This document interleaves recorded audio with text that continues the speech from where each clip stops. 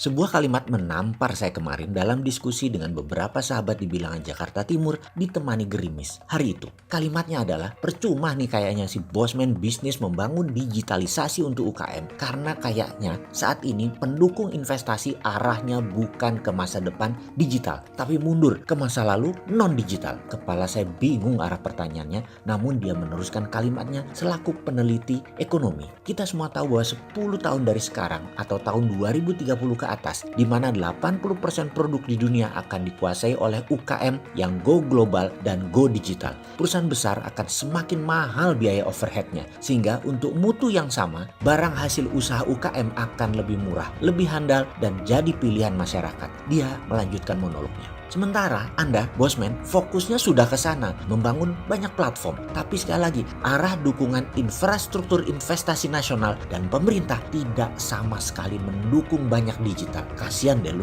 saya masih leng-lengan, setengah paham dan bertanya, jadi apa sebenarnya yang terjadi? Dia pun melanjutkan, itu Omnibus Law saya baca draftnya, yang versi halaman 1000-an sampai halaman yang di bawah 1000-an, jadi 2 saya baca. Yang siapa juga telah membaca lengkap sampai paham anggota parlemennya, saya mau bertanya, mohon angkat tangan, jangan-jangan gak banyak yang lengkap membacanya sampai habis. Itu pertanyaan banyak teman-teman pengamat kebijakan nasional yang sampai sekarang masih kelayangan membaca arah pasal per pasal, menjahitnya bagaimana, juga aplikasinya nanti secara keseluruhan itu bagaimana. Dia pun melanjutkan, saya menemukan kata air itu lebih dari 230 kata. Kata tanah itu lebih dari 250 kata. Kata hutan bahkan lebih banyak lagi, yaitu 350 kata. Jadi kalau dilihat nih ya, Omnibus Law itu yang terbanyak ya tentang jual tanah air kali fokusnya ya. Lalu katanya lagi dengan nada meninggi, tahu nggak mas? Kata digital hanya 11, kata finansial inklusi nggak ada. Bayangkan dunia ke depan itu masalah teknologi, masalah informasi, digitalisasi, telekomunikasi, keuangan digital hampir tidak tersentuh. Kira-kira kita bisa memajukan bangsa nggak tuh dengan undang-undang cipta kerjanya? Atau hanya menukar sedikit uang agar bisa masuk ke kantong dengan menghabiskan aset bangsa berupa sumber daya alam? Ini kalimat sangat menohok saya sebagai pemain digital kelas kampung setidaknya. Namun saya mau bilang apa? Itu fakta. Bayangkan usaha untuk membangun UKM Santara dengan funding ke UKM-nya sudah jalan. Kemudian viralmu.id sebagai tool marketing di mana kita tahu setiap UKM penting untuk bisa menjual produknya. UKM punya kendala klasik setelah pendanaan yaitu branding, marketing, dan selling. Itu berusaha kita solusikan. Viralmu.id berusaha menjawab masalah tersebut dengan menyiapkan lebih dari 90.000 promoter atau reseller. Promoter pastinya bisa menjadikan banyak pengangguran.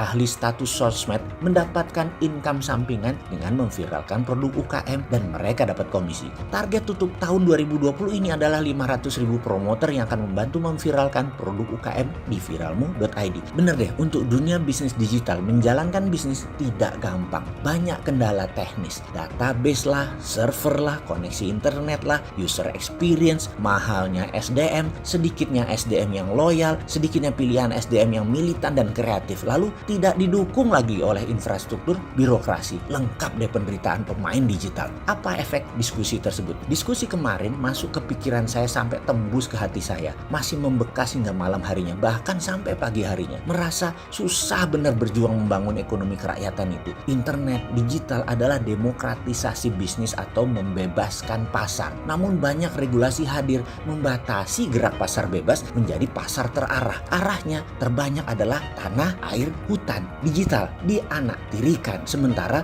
realitanya adalah bisnis di Indonesia 90% adalah UKM. Faktanya 97% angkatan kerja ditampung di UKM. Digitalisasi membuat UKM punya pembukuan sendiri, punya marketing tool sendiri. Santara punya funding sistem membantu UKM. Ini tidak akan tumbuh baik kalau ekosistem tidak didukung secara total oleh pejabat dan peraturan negara. Jadi sarannya gimana untuk mendapat kemudahan itu? Masukkan dunia digital dengan menyebutkan lebih dari 300 kali di Omnibus Law misalnya, yang nanti yang baru ya. Ini pasti akan membuat kemudahan, pembebasan gerak untuk para pengusaha UKM. Bagaimana usulan ini? Atau bisa nggak kami para pemain ini dikasih perhatian juga?